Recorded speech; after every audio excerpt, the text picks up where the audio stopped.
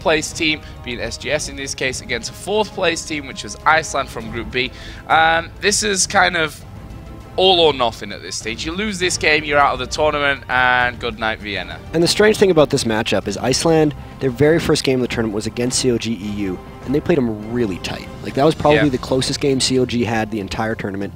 And then they finished 4th in the group because they lost to Fear and they got knocked out. SGS lost to, I believe it was Team Solo Mid, to get knocked into 3rd place as well. But SGS likes to run probably the most unconventional stuff that we've seen this tournament. They ran Urgot, they ran Janna Mid, they ran a Kha'Zix in one of the games. They like shield comps, and they like shielding people, and that's why you see Karma and Urgot getting banned, because that's actually what they do. They'll run Urgot bottom lane and Karma mid.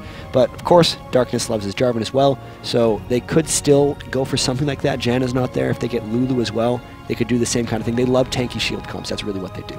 And SGS banning out here Shen, which I always say is a fairly standard ban, especially for a purple team or a red team, whatever you want to call it. That split push capability that he has, pretty much unrivaled. And it's a common ban, actually. When a team bans Shen, it's almost like saying we didn't necessarily fully scout the other team, because it's normally something that anyone can play, and it's probably the most common ban that we still have available. But, you know, they get rid of that. They got rid of Rengar and Diana. Those are actually all kind of really common bans if you think about it. So SGS might just be trying to, you know, with the Taric Ezreal, though, that's strange, because that's not what they've done. Maybe they got banned out too much by iCeLanD. The games I've seen from SGS have not been like this, so maybe they're going standard. Well, the first pick we didn't really mention from iCeLanD is Orianna. Fantastic AP mid champion that we've seen so often during this tournament, whether picked or banned. Certainly a highly contested champion. There's Mundo and Jax. Again, I think Jax has been one of the most highly played champions so far. You got it right there. It's been so many people have just ended up picking up Jax, crushing the lane with him, and then once he gets going, I mean, you don't really stop a Jax once he gets going, unless maybe you have a Vayne or something who can knock him back. But, you know, iCeLanD, I don't remember 100% what they played against COG to play him tight, but in the small amount of sample size games we had, for those of you who don't know, iCeLanD was a Hong Kong team. They got voted into their qualifiers and then completely swept them up until IPL 5, and then got knocked into the loser bracket once they got here. But Jax was one of their most played. They played him 3 times in the top lane. They actually only played Vayne once, but that was a victory for them in their qualifiers. So, you know, even with the small sample size, they're picking things that they've picked before in the qualifiers. So it actually looks like nothing really got denied for them, because Shen, obviously everyone plays him, but like Rengar, for instance, isn't even something they play. So it shows the SGS is just going with what they know, and iCeLanD also as well. And this is looking like a strong combo from iCeLanD as well. Picking up this Vayne now, Lulu also being hovered over, which I'm guessing that both of these are going to end up being locked in there. Obviously, SGS on their last choices did pick up an Olaf. Again, a fairly common pick that we've seen through this tournament, and that Jarvan, which definitely not going to call him a common pick. We have seen him before in this tournament, which Froggen actually played in the middle lane yesterday against TSM. Froggen loves playing those. He's picked up Lee Sin, Jarvan, Corki, and then also, I'm guessing this is going to be I'm guessing this is a jungler for them. Darkness plays it, and Cyanide plays some jungle Jarvan as well. So it's creeping up. This is something SGS has actually always done. Even back in IPL Face-Off, they played a Karma Jarvan comp against TSM, and the jungle Jarvan, this guy's actually really, really good at it. But they got the Lulu on iCeLanD. I really like iCeLand's comp. I've seen so much success with just comboing circle AoEs, which is the Orianna ball and the Lulu knockup, and they're just kind of going for this again. If I didn't know that SGS is a very strong team, I'd actually favor iCeLanD in here. Yeah. But with the past results, it's going to be close. I like their comp more. And what about the other side? I mean, we've just seen Katarina locked in there as the last pick. Yeah. Hopefully I don't say the word Katarina so often during this game, but you never know how sometimes Katarina just Katarina's all over the place. Yeah. That's the actual technical word for what Katarina does. She Katarinas everywhere. Yeah. But we saw during Singapore, we've seen already this tournament, to varying degrees of success, a lot of Katarina. And that's because on this Elise patch, well, quite frankly, she is very, very strong still. Yeah. But you're favouring this iCeLanD comp. I said it there before that Vayne Lulu was not picked up in there as well. That they are looking very, very good. And as you said, they took CLG close to the wire, which would suggest that they're definitely up for this one. It's going to be both of these teams' first game of the day, which is never an easy thing to call, in my opinion, because teams do come into the day, you know, not warmed up or not quite ready to go. I mean, especially with the jet lag coming in for these guys, because we saw iceLanD. Sorry, you said this morning, actually, you woke up at 3 at night because you're already jet lagged, and you've been here since Monday. These guys got in, I think, a day before the tournament. iceLanD's from Hong Kong, SGS obviously from Singapore. It's like they're going to be jet lagged. When SGS came to IPL Faceoff, they got physically sick because they didn't have good travel. First game of the day, you don't know how these guys rested, you don't know how they've adjusted, you don't know how they settle into tournaments. This is the first major LAN event for iceLanD, I believe, so it's like the first day obviously kind of rough because they got knocked into the losers bracket. How have they adapted to that, and how have they kind of calmed their nerves and settled in? Because the picks look really strong. They really scale into the late game when you really look at it, and we'll see how it goes. Well, we're going to jump into the game. If I can hit the button. Just hit the button, which would be cool. There we go. And we're going to get into it. By the way, guys, I would just warn you now that I am controlling the game, and like the teams in their first game of the day, it's also my first of the day. So if we miss any of the action, don't worry yourselves too much. Let's first of all get rid of directed camera because we don't need that. So, Jack, what are you expecting to see from the start of this one? Right, so if there was an aggressor level 1, I'd say it would be SGS, but with how these teams are adapting to level 1 so well, you hardly ever see engages anymore. They put down so many wards at the start of the game, and really just, you can see how many pings are going out right now. They don't want each other to invade. But with the way it's set up, it looks like iceLanD, that's a very risky 3-man invade, but it's because they scuttled with the ball. The only reason for doing that is to put a ward down. But with SGS having 5 men grouped up, they might try to go in for a red buff, and no one's actually going to spot this because they haven't warded their own wraiths, and they snuck in uncontested. The only thing that iceLanD knows is that they're not at their race, but to be honest, they're all just kept trying to ward each other. No one's really looking to go aggressive. And we see there SGS actually backing straight out once they got that Wraith ward in there. iceLanD actually by this bush, like you said, they've not seen that ward being put down there. SGS here waiting on the top side of the river. Are they going to go for a bit of a blue invade here? Certainly looks that way. So they weren't spotted by any of the wards. The only thing that iceLanD placed was up by that Wraith, so they're completely free here. Unfortunately for them, though, Mundo's starting at his Wraiths and probably is going to go down for red, so they're not... They'd be planning an actual late invade to try to kill someone at blue, but it looks like they're actually just going to end up stealing buffs, which isn't really going to give them much of an edge as long as iceLanD knows it's coming. Well, here we go. Wolf's going to be taken away first of all, as you would expect, when they've got a free reign over the enemy side of that jungle and leaving just that one single Wraith there, and they're going to be taking this blue. Shouldn't be really any problem whatsoever in finish this off. I mean, Jack's not even bothering. He's going straight into the lane. And a lane swap. You can see Olaf coming back, or being back to base right now. He's going to be a little bit slow to that lane, but he doesn't really care because normally this level 1 guy gets denied for a while anyway. He's probably going to make it around the right time. We'll see how this works out. Olaf typically a stronger 1v2 laner than Jax, and Tara could be looking to harass and kill a lot. That's going to be a tough lane for red. Yeah, we just saw LY4 there getting as much damage as he possibly could in there. And actually we see here in the jungle already Mundo trying to catch Equivocal out and will force him to pop that ghost, which is, you know, always a great thing, especially in that 2 versus 1 lane. If he doesn't have that ghost, he basically has no escape now. That was actually kind of an interesting play because Mundo realized that they'd taken his blue, so he immediately went in to try to steal the blue. And the only reason Equivocal was there is he was holding the blue so Darkness could get there. He burned his ghost, but he saved his jungler blue, and that means they're going to end up clearing 3 buffs to only 2 from iceLanD. So overall, I think that's a good play for SGS despite losing the ghost on Equivocal. Right now, Red having a few troubles in his top lane.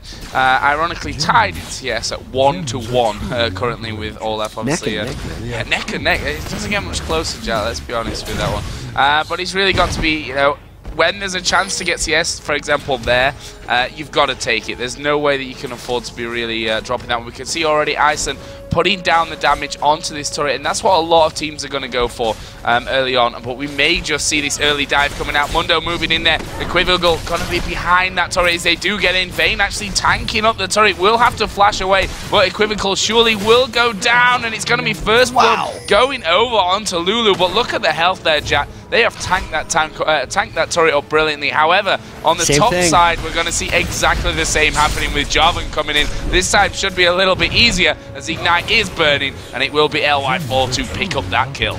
It's crazy to me that these plays still work, because every time you see a 2v1 lane, as soon as the wave hits the tower, the jungler comes around from the back, and tries to kill the solo laner. Both teams, the crazy thing, both teams had the same plan, but neither of the solo laners thought, you know, maybe they're trying this to me. Maybe I should back away. Sloppier gank by iCeLanD, really clean gank by SGS. Both of them convert, and at the end of the day, it really just screws over Jax and Olaf because both teams successfully pulled off a gank. Yeah, maybe the difference coming in there with Ezreal actually picking up the kill for SGS, and on the other side, obviously, it was Lulu that picked up the kill. We talk about this often that, yeah, it's not the most ideal situation that the first blood goes to the support, but at the end of the day, a kill is a kill. As Xiao here gonna face some pressure from both sides. Mundo coming in, actually a flash out of Orianna. The Ignite is down, and Orianna is gonna pick up that kill onto Katarina, and that's some great play out of Ice. And so far, Mundo turning 2 ganks into 2 kills. Actually managed to save his flash for that one, and they're both just really aggressively flashed in for Chowie. That was really just Chowie getting a little cute, burning his... You know, Katarina doesn't need to be aggressive 1 through 5. She really gets that later in the lane, and it was just too much. And here comes Darkness right on the other side. No flash on Orianna because he used it to kill. Cat in trouble now. We do have that red buff in as Taric actually going to flash in there, and no messing around here. These supports not scared of picking up the kills if they have to. However, Jax is starting to work his way down. No, go back. Yeah, he put a ward down there, so that'll keep him safe at least. Yeah, so there's actually just been really aggressive tower dabbing and all this, and a lot of flashes just getting burned, which is creating more opportunity for kills since no one's got their summoner spells to escape. We just saw that because Orianna was so aggressive to get the kill on Katarina, just opened her up for the kill for Jarvan's Darkness, and it's just Darkness on Jarvan, sorry. And yeah, now nobody has flash except for Ezreal and Jarvan, and it's just, you know, we'll see how this lane aggression goes because they've really just traded exactly blow for blow so far. Yeah, the worrying thing maybe, Vayne actually starting to rack up more CS than this Ezreal. I mean, Red, with the time that Taric's been away, he doesn't have to worry about that stun there, which is giving him a little bit more free time. Now that now that Taric's come back in, maybe a signal to back away as they try and get this stun down here. And they are in range for the stun. There we go. Counter-Strike is up, but will they be able to finish off the kill? Flash comes out, and there is the finisher from LY4. He is burning from the Ignite, takes a hit again from the turret, but he's going to be surviving this one. It's just funny. Every time someone has a flash up, it seems like they're using it to go in for a kill. Darkness now coming in for this tower push as well. That's the second time they've killed Red, and this could be the start of a fast push for SGS. They know they kind of have to do this because normally Vayne against Ezreal is pretty good, but when you do the lane swap, you give Vayne so much farm. They took the turret on the bottom. Again, they're just matching hit for hit, taking the turret up top. Now Dragon for iCeLanD because they had the 2 members bottom. Yeah, that 2 members bottom. And yeah, that's the whole reason for the meta game that we have of, you know, the AD and support bottom, because you're going to have more of that dragon control, and especially when it's then a 2v1 lane, take out the turret, there's not really a lot to stop you. As soon as you get that guy to go back to base, it's clean. And that was actually a 4-minute Oracles, if I wasn't mistaken, or level 4 Oracles on Mundo. He's just got Ninja Tabby and an Oracle's Elixir, so that's another reason they were able to take that dragon, because they knew they didn't have any vision. But when you do get that Oracles at level 4, you got to be real careful, and that's why they're doing this jungle invade, knowing Mundo, if they just took the dragon, would be low, and they'd be able to go in for red steal. They're actually looking to probably kill him here, at the very least take a red buff. Actually, SGS going to be a little bit wary about this one. Mundo actually spotting them there, seen that ward go down in the brush, so he'll be back to finish that one off a little bit later. Actually, Vayne started to work up from this bottom lane in towards the jungle, just doing golems currently. But that was a little bit of cover should they have needed that one. Looking like Darkness is going to go back. And now in the top we have Olaf and Jax finally matched up against one another. Red just going to be forced away a little bit from that one. But meanwhile, in this bottom side of the jungle, it's pretty much all a bit crazy. And they matched up pretty close in the top lane, all things considered. They both got dove and lost their turret, but now they're even farm. Same with Vayne and Ezreal, really, aside from the 2 kills on Ezreal. The farm was even, but Ezreal got more kills due to the Taric lane. The interesting thing here is now, even though it's a 2v2 bottom, there's no turret in the back of SGS, so Ezreal and Taric have to be a lot more cautious with this pressure. They have the lane advantage, but if Mundo comes around for gank is when they might be in trouble. They look to continue to put this pressure on because they're looking to take multiple turrets right now. Yeah, with Jarvan there as well, they are going to have that edge over Lulu and Vayne. Lulu still level 4 here. Taric obviously up to level 5. That means no ulti available as of yet. But look at that damage already, taken down to below half. Holly actually taking quite a lot of damage as well from Lycan on Vayne. But I guess they're going to keep this pressure up here. Meanwhile, in the middle, you always have to be careful. Once Katarina hits level 6, then things can go very, very quickly without even seeing it from a spectator point of view. But here we see Mundo again, as Jack predicted, coming down into this bottom lane. Without that turret behind them, they have to be real careful about staying forward there. You can see Ezreal's just ditching out entirely right now. We actually didn't realize, or I didn't realize, that SGS didn't finish off the turret in the top lane. They left the minis to clear they left it, and it didn't quite make it. So that's going to hurt them because they've already transitioned out of that, and the global gold advantage for iceLanD has been capitalized on. They've had time to shop, and they just didn't get it for SGS. So that's a bit of an edge. And with Red being a little aggressive in this game, getting that Ninja Tabi early compared to the Philosopher's Stone of Olaf, I don't know if he's going to be able to get up and actually finish off that turret for quite a while. That gives the early advantage right there to iceLanD. I see there's damage being exchanged. Obviously, the good thing with Olaf, that true damage coming out of his E is always going to be a problem for whoever is facing in this top lane. As Red now needs to be careful. Jarvan off to the side is level 6, so could close Jax in. We've got to pretty much time it perfectly with without a minion wave being there, so that he can't leap strike out of it. But we are going to see Mundo here coming around the backhand side to cover it up. Here is Chowie coming in on towards Mundo. Can he get the kill? Flash away actually from Mundo to keep himself. Now Chowie is in danger. He actually flashes away from the shockwave. Now it's Red that's in trouble. He will go down. And there is Jarvan moving on towards Orianna. Jarvan actually going fairly low. Will fall, but Cat will die. Mundo now in trouble as well as Katarina gets a reset. And that will be a double kill for Katarina. A 3-for-1. And it was the jungler that went down for SGS. They're going to be very happy with that exchange, Jack. That was an awesome trade for them. They really kind of caught iceLanD being a little bit safe with their turret. You knew iceLanD smelled that gank coming, though, because they had Orianna and Mundo in position. But SGS was just stronger at the time. That is one of the things you risk when you get such an early Oracle's Elixir, is if you do have a brawly combat, that you're just weaker because you put 400 of your gold into a vision item and doesn't help your combat effectiveness. So that's actually a second turret that they take after the end of that push, and getting the reset onto Chowie. Really going to help him in that lane. He's going full magic pen on Katarina, and really only Orianna's gotten magic resist on that team, so anytime Katarina roams, she's going to be absolutely crushing people. I mean, that's something that Lulu and Vayne really going to have to watch for. Lulu has now finally hit level 6, so it will offer that bit more protection. As we see iceLanD maybe trying to push down a middle turret, but Katarina, if she wasn't strong enough, double buff on from that last exchange. It's going to mean that you have to be really, really careful. Like you said, going full pen on this one. That Haunting Guys plus the Soak Shoes got the Blasting One finish as well. So you have to be very, very wary. We've seen already picking up that double kill earlier on.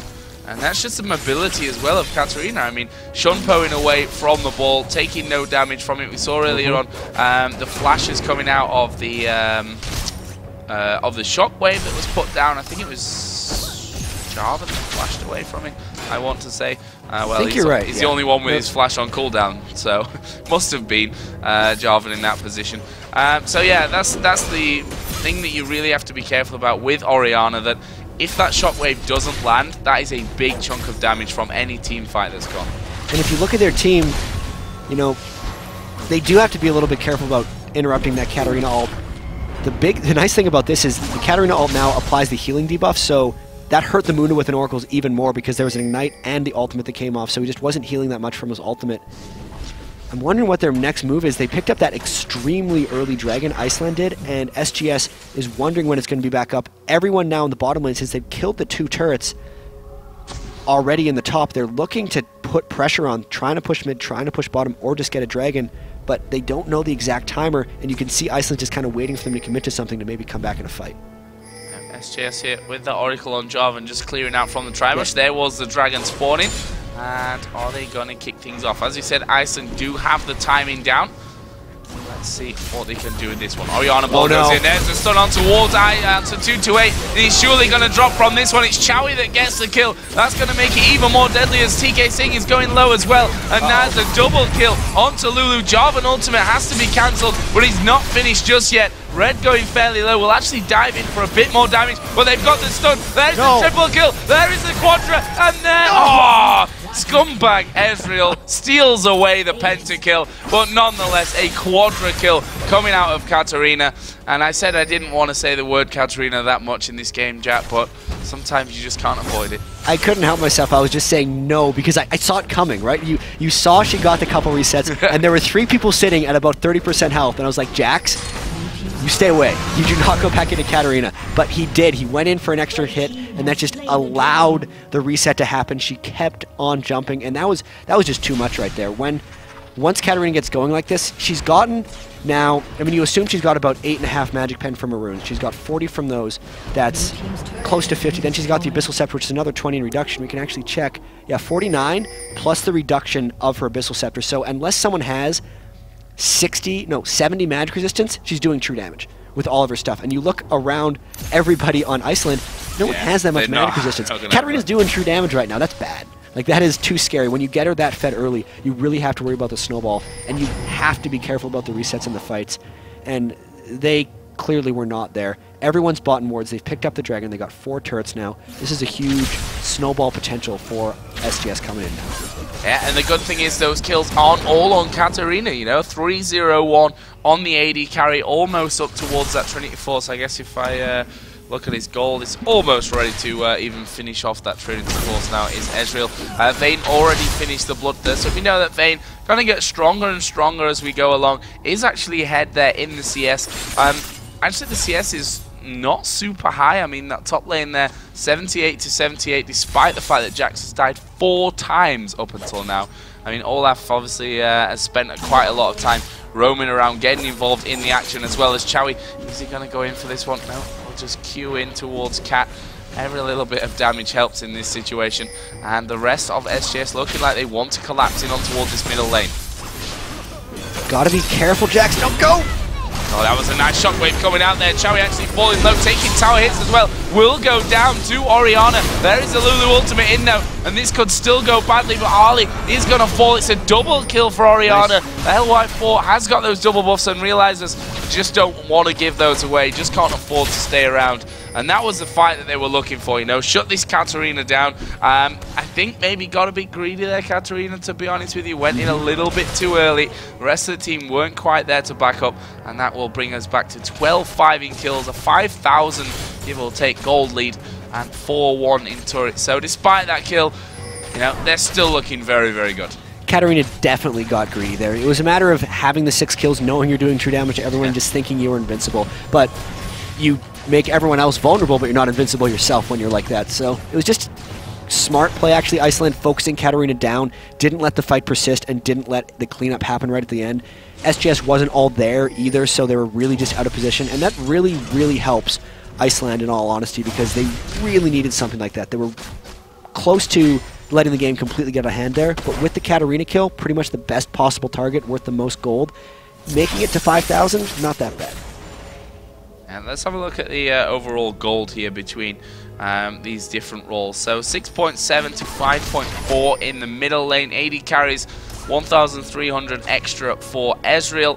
Top laners, 1,000 gold difference. And the support switch, in my opinion, you can always see the kind of the way the game's going by looking at that support gold as well. I mean, 4,400 to 3,700.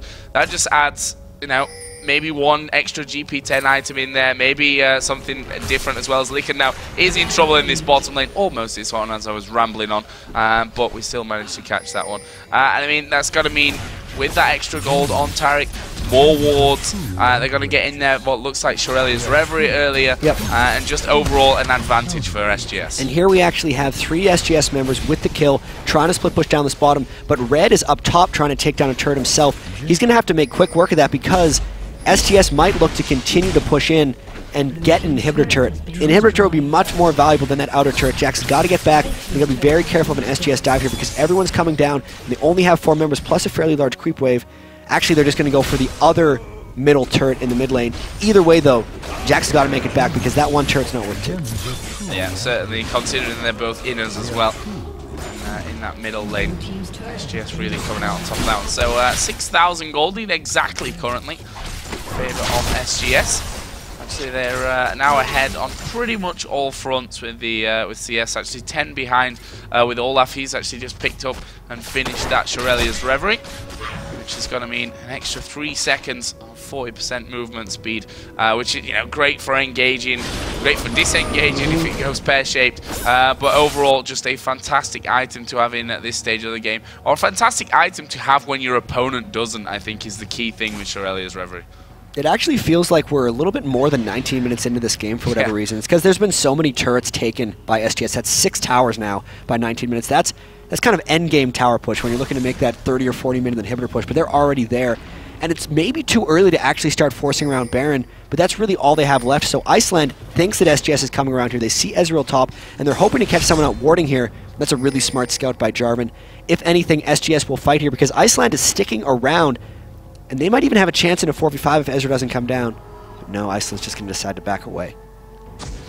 iceLanD backing off from that one. SGS not 100% committed, I'd say, either, as we do see Ezreal actually picking up BF Sword and the Vamp Scepter, so really not far away from having that Bloodthirster complete. If we look down towards Vayne, not really much of a change in her items recently. I said before, the Bloodthirster was finished off, Berserker Greaves and an extra dagger in there, so it's kind of the with that one. It's kind of the double lift build that he used to go. He'd always rush a Bloodthirster, then a Phantom Dancer, and then we've seen since the World Championships, everyone goes Phantom Dancer first on Vayne. But Lycan obviously doing that, and Chowie, is he going to wait to go for kill? Oh, wow, that combo. Ezreal ulti coming in there. That was fantastic play from SGS. So well coordinated as Chowie just kind of get the Q over the top of the wall. Did get hit for some damage with the ball of Orianna, but Dragon in the meantime taken down, and that's coordination at his finest, Jack. Yeah, I was being like, he might go for a kill. I don't know if he has enough, and then I was going to say if he has enough damage, and then he was dead. So yes, you do have enough damage, sir. Great coordination. They get the Dragon from that, and again they've killed Vayne. Lycan just not having the right game for him. The strange thing is they normally push an outer turret after this, and they got to go straight for the inhib because there's nothing left. Yeah, nothing left at this stage, which, as you said, for a 20-minute game, it seems like it's a lot longer into this one. So much happened, so many turrets already down. I mean, Ezreal now 4-0-2, Katarina 7-2-3, Olaf even 2-1-5. Got that giant belt in there. I'm guessing sat on quite a lot of cash. Yeah, 1,100 gold. Jarvan on 1,200 as well. So I'm guessing they're going to be shopping at some point in the near future. Baron currently, let's have a look at the ward status there. There's one in this top bush for iceLanD and one there. And that's pretty much it. That's all the vision that they've actually got around this Baron area. And as such, they're going to move in there. Lulu does have a stack of wards to be putting down. Got that Oracle on as well. So they want to try and get an advantage there. And actually, they're going to start it. They may not have seen the ward. Baron could be blocking Lulu's vision of it, in all honesty, but that's not good. The fact that they are doing Baron and are spotted out means that they're just going to get chased down by SGS here if they can catch him. Oh, and Jack's now actually going to be pushed down by Chowie with Shirelia's. That was popped there, and now the rest of the team in a lot of trouble as the Ezreal ulti comes across, and here is Katarina once again going to move in for the double kill, triple kill even as Orianna goes down. TK Sing on Lulu's like, I am getting away from this one. Actually, blue pilling back inside of the tri-bush, risky stuff, but also SGS in no frame of mind to be chasing. They know they've forced them back. They can do Baron. And that was just a complete form of desperation by iceLanD there. They said, okay, let's build an Oracles, run straight to Baron and try to kill it, no matter what. They were so quick that they weren't very controlled in the way they actually checked for wards, and it was pretty much just a disaster. And that's almost what SGS was waiting for. SGS knew they were in complete control of that game. They were going to take the Baron as soon as an opportunity arose, and it just got handed to them on a silver platter because those were 3 kills they really didn't have to work for, and then they were able to take a Baron right after it. So 10,000 gold advantage and a Baron at 22 minutes pretty much means they're going to try to push straight down and finish. And you look at Katarina's build, she finished a death cap and she's got an elixir. When everyone gets Baron, goes back to base, and then buys elixirs, they're getting a monstrous power spike because they're getting the temporary stats of not only 1 but 2 things, and they're just going to look to push an end here. Yeah, certainly looks that way as they go down this middle. Actually, Olaf just taking the blue buff here. Doesn't really matter who it's going to at this stage. I mean, obviously Katarina not really 100% benefiting from that one anyway, and Olaf will certainly be happy for that cooldown on his Reckless Swing. So yeah, as you said, SGS moving their way down this middle lane. Ezreal actually pushing the top lane out as they go, and they now have that double Shurelya's Reverie in there. Not a single one finished over with iCeLanD. Olaf's got Ghost up. It's about halfway through from his cooldown, so you just don't get away from a team like this. And not when Katarina constantly has resetting jumps either. We'll see how the lane push away from the turret works for iCeLanD, because they're going to have to hold here for a while. If they start getting stalled a bit, you're going to see SGS doing a bit of split push. You can already see the Ezreal off to the side trying to take this. And really, no one can really 1v1 anyone else on SGS right here. So iCeLanD really in trouble trying to hold this. That turret getting taken to a throat already. It won't be long until an inhibitor goes down, or iCeLanD initiates a fight just out of impatience, since they don't want to just give up their inhibitors uncontested. Ezreal going to continue on in this top lane. SGS now pushing down the middle, and when are they going to jump in? There's a bit of damage on towards Lycan, and surprisingly enough on the other side, Ezreal just putting the damage down onto the turret. So this split pushing really forcing iCeLanD's hand here, and like you said, they're probably going to have to engage at some point to stop things going down, as we are going to see Shurelya's popped. Here we go, Red taking a lot of damage, but it's more to force them back at this stage. Not going to go in for a direct fight, but they've taken that inhib turret. The inhibitor itself will fall as well, and SGS will be happy with that one, but they're surely not going to back away from now. I mean, they've lost a little bit of health with Olaf, but to be honest, he's got a Warmog. That health that he's actually got, that you can still see on his health bar, is probably more than all of iCeLanD have got here. So, and the Baron regen is not to be underestimated. So any harass they take, they're going to easily heal it back. If they really want to, they could pull the exact same maneuver with mid and the bottom lane and just have Ezreal do it again. But they might just brute force it up here because they're feeling so confident right now just by how far Katarina's up and how easily they're taking this turret. iCeLanD's going to have to fight them soon, otherwise they're just giving up the game. Here we go then, Red actually jumping in, Counter-Strike coming off before he actually landed that on anyone. And you saw Katarina kind of just baiting them in, then shumpoing away. They've actually got the exhaust down here on towards Red as Chowie gonna ultimate in there. Didn't pick up the kill on towards Lulu, but they're gonna go in towards Vayne. That's a great shockwave, but to be honest, I'm not sure that it really does enough damage or really forcing SGS to think about anything else other than pushing to finish this game off here. They've taken both inhibitors. They're going to push the top wave out as well, and they are going to start on towards these Nexus turrets. And if they didn't have to fight before here, iCeLanD, they certainly have to now. Orianna Ball goes in there. They've lost 3 men. They're down to 2. There's the second Nexus turret. The Nexus itself is going to go down as Darkness manages to knock the last 2 in the air. And SGS going to take game number 1 here against iCeLanD, and a fairly comfortable victory as well, Jack. Yeah, that got out of hand kind of fast, in all honesty. That was the Katarina getting the snowball and everyone else just kind of collapsing in around it. She got the advantage mid lane and then just took it everywhere else, because it really meant once she was ahead of Orianna and able to outshove her, that Chowie could just go pretty much wherever he wanted. It allowed everyone else, if you look, just kind of built to support there. No Zeke's Herald on Taric actually just rushing that Reverie. Reverie got rushed on Olaf as well before the Warmogs. They were just looking, once they had the advantage, to find as many possible fights as they could and just crush through. Really well played by SGS, but I have to say that was more of a snowball by iCeLanD than a complete failure. That was just, they let through Katarina, and that's just how the champion works when she gets ahead. So next game, I'd say they don't have to make too many huge adjustments other than probably swap in a Katarina ban or pick it yourself. Well, they banned out Diana in this one. Actually, it was SGS that banned out Diana in there. It was. With the Katarina probably in mind as well for that one.